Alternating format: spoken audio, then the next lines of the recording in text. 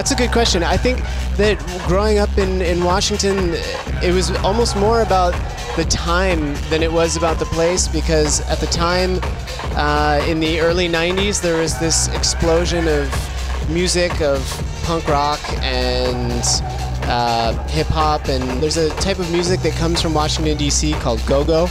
And so go-go and acid house and industrial and punk rock and all of this stuff were like really growing very quickly in the early 90s. And so I was exposed to a lot of really intense music culture in a really special time. So in my mind, it kind of all blended together. And then moving to New York, I mean, it's such an international city that so many things come through there that I think it really gave me a really wide set of experiences and influences in those times.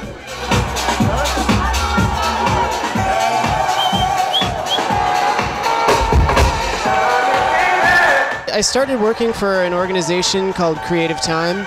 It's a public art organization in New York, and they were doing these exhibitions inside a space that's actually built into the base of the Brooklyn Bridge. So I helped them start organizing music events in that space along with their art exhibitions. From about 1996 until 2001, bringing in lots of amazing DJs, and in that process I met a lot of DJs and a lot of artists and got introduced to a lot of labels, and that was really kind of how I began working in the electronic music industry in the late 90s.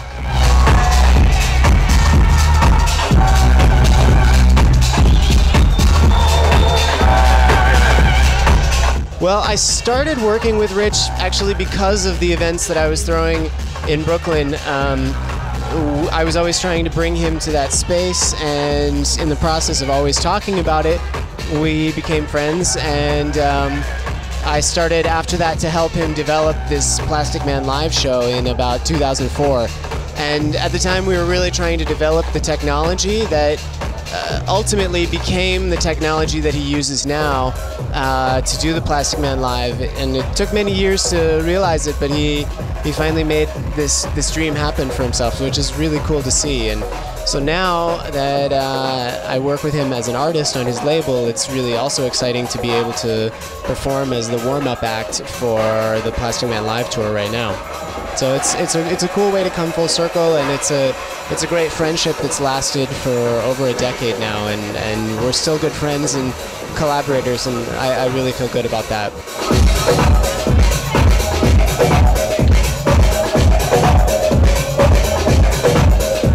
Are You Okay? It was amazing to me that it made such an impact, because at the time that I made it, it was really kind of just, it was really just for a laugh and just a joke that I made to share with some friends, namely Rich and Magda and Troy, and I never expected anything to come of it, and opened a lot of doors for me because it really seemed to connect with people in a way.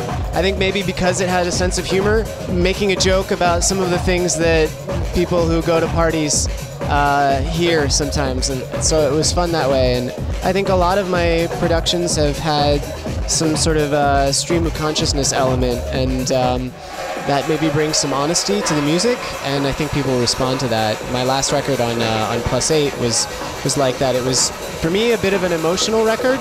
It had a very positive feeling. It was maybe more optimistic than some of my other music has sounded, and for that, you know, that was an important decision for me to try something new like that, and I'm really happy with it.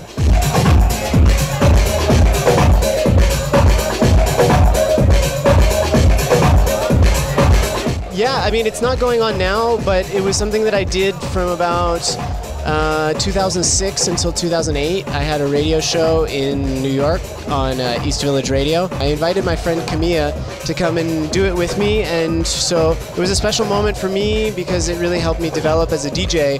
That was always a fun experience, to be able to expose new artists and play what I was excited about at any moment.